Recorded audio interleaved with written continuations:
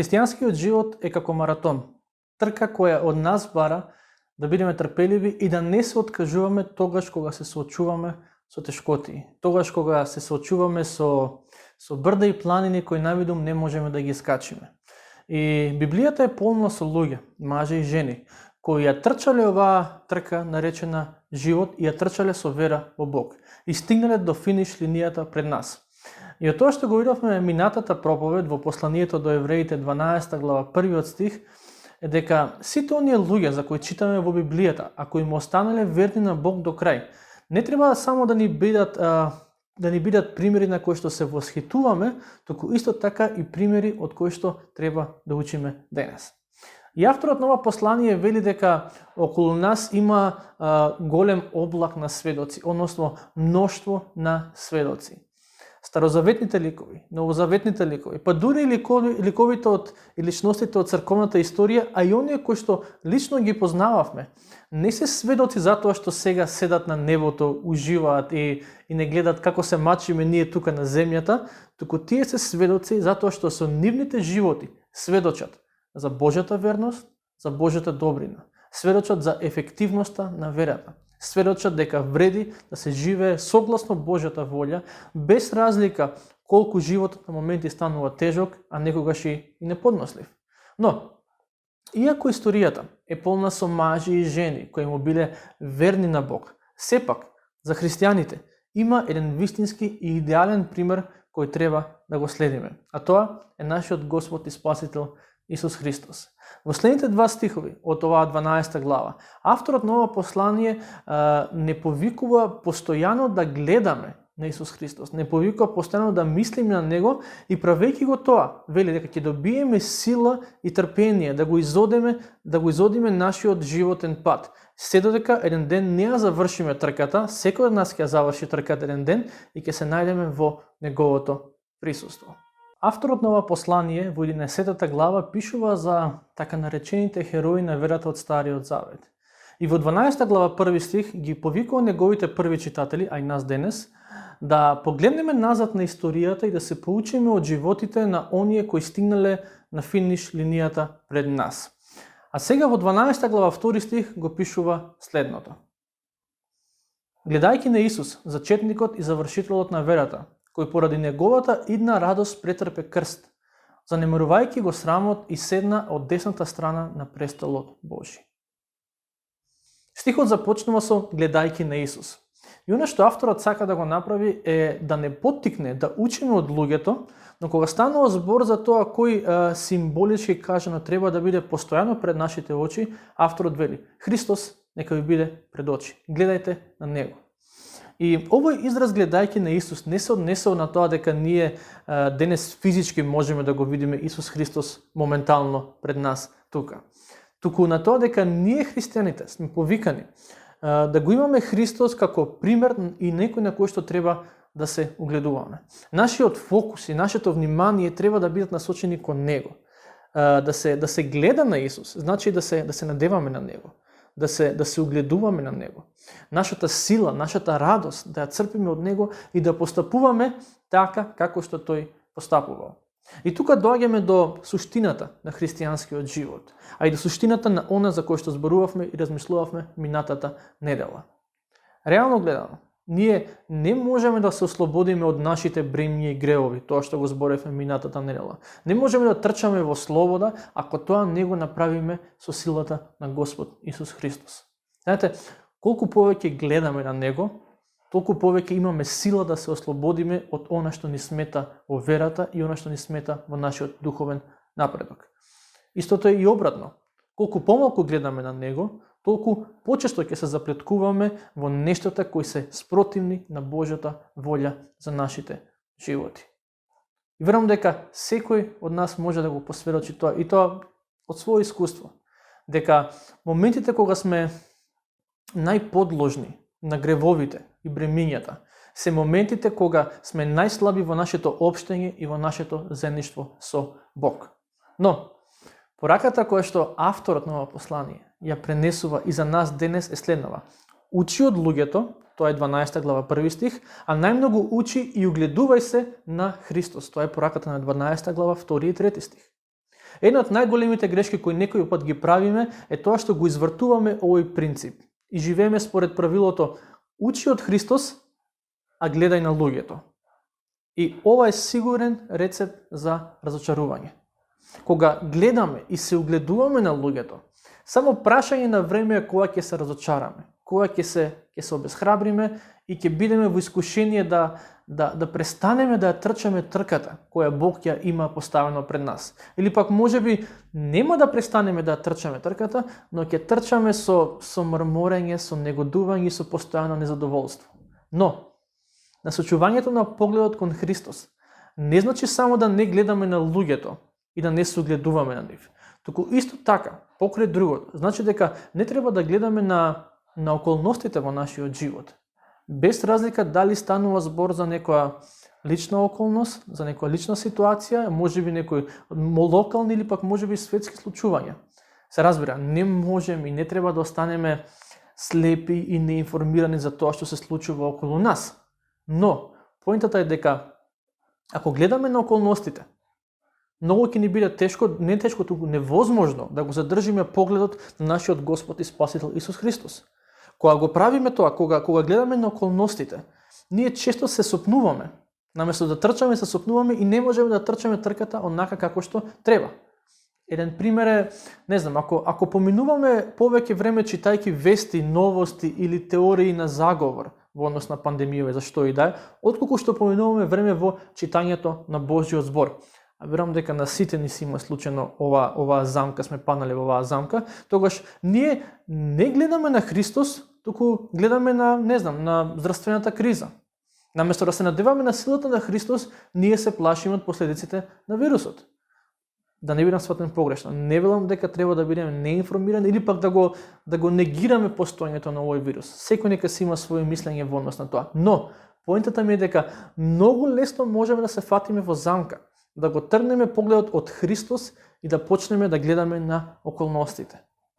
И мора да го имаме на ум тоа дека, како што вели авторот на ова писмо во последниот дел од овој стих, како што читавме претходно, слушнавте, дека Христос седна од десната страна на таткото. Тоа е место на власт, почит, авторитет. Ако Христос седнал на местото на авторитет, тогаш зошто да се плашиме од што и да е во животот? Христос не е во гробот. Христос е на престолот. И голема штета е, и жално е кога црквата или поединци, христијани, јас и ти, иако го исповедаме Христос како победник, сепак стравуваме и се плашиме и живееме како Христос да е мртов во гробот. А тоа се случува секогаш, кога го тргаме погледот од Него и го насочуваме кон околностите. Ете, има еден библиски пример кој што е многу добра илустрација за оваа вистина. Ќе се сетите на моментот кога апостол Петар сакал да оди по вода. И откако тргнал и направил неколку чекори, тој гледал кон Христос, малце чекор 2 направил, но веднаш штом ги тргнал очите од Христос и погледнал на брановите околу него, тој потонал во водата и барал помош. И тоа е тоа што се случува некој пат со нас. И затоа авторот не поттикнува и предизвикува да гледаме на Христос. Тоа нема да ни даде живот без тешки и непосакувани околности, но тоа ќе ни даде живот во кој тие околности, какви и да се, нема да направат да тонеме, туку ќе можеме да обстоиме, не само да обстоиме, туку да ги надминеме и да продолжиме напред. И во овој стих многу добро пишува дека Христос претрпел крст. Него воопшто не му било лесно, но издржал до крај затоа што и исполнил целта која му била дадена од таткото. Тоа е суштината на христијанската вера. Ова е темелот и основата на се што зборуваме како негови следбеници. Крстот. Крстот на кој Господ Исус Христос умре и потоа по 3 дена воскресна. Крстот, местото на кое тој со својот живот плати за гревовите на сите кои веруваат и се надеваат на него, да им бидат простени гревовите и да добијат спасение за своите души. Знаете, можеме да зборуваме за многу други работи поврзани со христијанската вера, но без овој суштински аспект се сведува на повоки за морал и за етика. А тоа не е христијанството, не е само тоа. Авторот на ова послание вели дека Господ Исус Христос го претрпел крстот не затоа што уживал во тоа што се случувало на Голгота, туку поради неговата идна радост. Односно, тој го издржал крстот на Голгота, знаејќи што е тоа што следува подоцна. Која е таа идна радост? Идната радост е спасението на голем број луѓе, на сите кои верата и надежта ја полагаат во него. И на ист начин Библијата нам денес не повикува не да уживаме во страдањето и неволите со кои се соочуваме, туку погледот да ни биде на тоа што следи после тие страдања, после тие неволи. А во овој живот тоа е подлабока побожност и духовна зрелост, а во иднина не чека вечен живот ако трчаме до крај. Знаете, ова послание било напишано до христијаните евреи во првиот век, и тие луѓе се сочувале со срам, со презир, со исмевање, со отфрленост поради нивната вера во Христос. И во овој стих авторот им вели, Христос го занемари срамот и го претрпе крстот. И грчкиот збор кој што е преведен како занемари е зборот катафронео, што значи да не мислиш многу на нешто или пак да не му придаваш големо значење на нешто. На нешто. И со денешен речник тоа значи да не се замара за некои работи. И лекцијата е повеќе од јасна. Ако сакаме да завршиме трката која Бог ќе има поставено пред нас, ќе мора да научиме да не им придодаваме големо значење на некои нешта, а некој пат и на некои луѓе во животот, особено оние кои што ни се противат во нашата вера во Бог.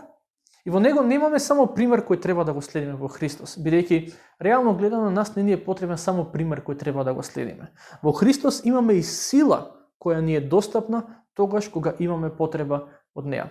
Во истото ова послание, 4 глава, 15 стих, авторот вели дека нашиот Спасител не е некој на кој нашите маки, страдања и неволи му се непознати, туку минал ни се што минуваме ние, се разбира и многу повеќе од тоа, но никогаш не направил грев, за разлика од нас, нели? И затоа во 4 глава 16 стих пишува: Слободно да пристапуваме кон престолот на благодата, за да примиме милост и да најдеме благодат за благовремена помош.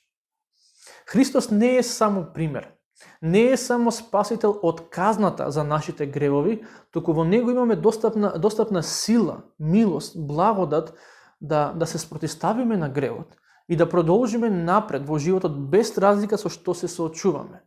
Знаете, не смееме да го заборавиме ова. Ова е многу важен аспект на секојдневниот христијански живот. Верата во него не само што ни дава простување на гревовите, туку во него имаме сила и да престанеме да ги правиме тие гревови и да се соочиме со секојдневните ситуации, непосакувани ситуации, кои се неизбежен дел од животот. Ама верата во Бог ни го нуди тоа. И Бог ни нуди милост и благодат тогаш кога ни е потребна помош. Голема грешка правиме кога во животот се соочуваме со некоја тешка, со некоја непосакувана, незгодна ситуација и наместо да дојдеме кај Бог во молитва и да бараме помош, да бараме мудрост, да бараме водство од Бог, ние седиме дома, вадиме парчиња хартија, пишуваме, вадиме телефони, дигитрони, пресметуваме, кроиме планови и така натаму, наместо да дојдеме кај него и да речеме: Боже, ти помагај, ти упатувај ме. Потребна ми е милост и благодат, бидејќи во моментот имам потреба. Од голем благослов се лишиме кога животот се обидуваме да го живееме и да го тераме сами, со своји тактики, со своји планови, со своји стратегии, наместо да дојдеме кај Бог и да бараме водство и помош од него. Како и вториот, така и третиот стих од оваа глава започнува со тоа што не поттикнува и не предизвикува нашето внимание да го насочиме кон Христос. Во 12 глава 3 стих опишува следново: Мислите на него кој претрпе од грешниците такви противења против себе, за да не се истоштите и да не станете малодушни. Вториот стих вели да гледаме на него, а третиот стих да мислиме на него, односно на Христос. И генерално гледано, поентата мислам дека речи се иста. А тоа е дека евреите христијани во првиот век се соочувале со напади, со притисоци од своите семејства, од своите пријатели, од општеството околу нив, поради нивната вера во Господ Исус Христос. Биле сметани за предавници. И ситуацијата воопшто не им била лесна. И затоа авторот како да им вели во овие стихови: знам дека е тешко, но решението е да го насочите вниманието кон Христос, а не кон луѓето и околностите во вашите животи. И христијаните во првиот век биле прогонувани, нешто со кое што ние денес не се соочуваме, биле презирани, поднесувале срам поради верата. но и Христос минал ни сето тоа. Во 12 глава 2 стих се вели дека претрпел крст и срам, а во 12 глава 3 стих се вели дека претрпел поруга од грешниците. И кога Христос ја следел волјата на таткото, се соочувал со силна опозиција. Кога евреите во првиот век христијаните ја следеле волјата на таткото, се соочувале со силна опозиција. Може би една од причините зашто некој пат не се соочуваме со силна опозиција е затоа што може би не ја следиме добро и доволно волјата на таткото. На некој начин авторот на ова послание им вели на првите читатели, а и на нас денес: зошто очекувате светот да ве тапка по рамо, ако го распна оној во кого верувате и на кого се надевате? И кога гледаме на него, кога мислиме на Христос и ни се што тој помина, тоа ќе ја зацврсти нашата вера. И нема да се соочиме, како што вели авторот, со истоштеност, со малодушност, односно со обесхрабреност. Во овие стихови истоштеност, малодушност се однесува на тоа, на попуштање пред притисоците во животот и на тоа да му свртиме грб на Бог. А секој од нас има притисоци и ќе има притисоци и ќе биде во искушение да биде малодушен, истоштен. Без разлика дали станува за некоја здравствена состојба, некој семеен проблем, некои проблеми, не знам, на работното место, за кризата во нашата држава и така натаму, сите овие, а и многу други нешта, ако не ги процесираме, ако не ги гледаме преку Христос, преку неговиот живот, преку неговото дело, преку неговите зборови, сите овие нешта ќе не направат обесхрабрени и истоштени.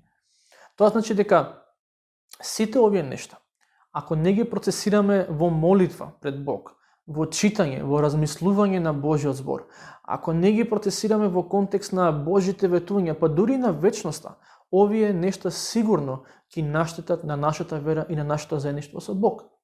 И затоа е важно како реагираме кога се соочуваме со опозиција, со срам, со противењето на луѓето, со тешки околности и така натаму. Затоа што овие нешта или ќе не доближат до Бог, овие околности и ситуации, или ќе не доближат до Бог, ако мислиме на нив, ако мислиме на Христос додека минуваме низ нив, или ќе не оддалечат од Бог, ако минуваме низ нив во самосожалување, во безнадежност и во очај. Знаете, Божиот син не бил поштеден од страдање. И затоа ние како Божи синови и ќерки не треба да очекуваме да бидеме поштедени од страдање. Но Господ Исус Христос минал ни сите тие страдања и излегол како победник, затоа што докрај издржал и ја победил смртта. И кога гледаме на него, кога мислиме на него, ние добиваме сила да живееме како него. Се разбира, не велам дека ќе бидеме совршени како што тој е совршен, далеку од тоа. Но Новиот Завет јасно не учи дека во него немаме само пример кој што за тоа како треба да се живе, туку исто така имаме и изворна сила да живееме побожно. И како и тој, да го издржиме сето она со кое се сочуваме, знаејќи дека, како што вели Јаков во неговото послание, дека ако истрпеме во искушенијата, ако бидеме трпеливи во искушенијата во сегашноста, тоа ќе резултира со духовен плод во иднината. Посланието до евреите е пратено до христијаните со еврејско потекло од првиот век. Луѓе кои се наоѓале во тешки животни услови затоа што биле под притисок поради нивната вера во Бог. И авторот на ова послание не им пишува: вие само верувате уште подцврсто и вашите проблеми ќе исчезнат. Туку ги потсетува дека проблемите и неволите се реален дел од животот за секого. Но кога се соочуваме со нив, треба да бидеме многу внимателни, бидејќи ако не сме внимателни, таквите околности, таквите ситуации во животот може да не втурнат во обесхрабрување, во истоштеност и сериозно да и наштетат на нашата вера во Бог.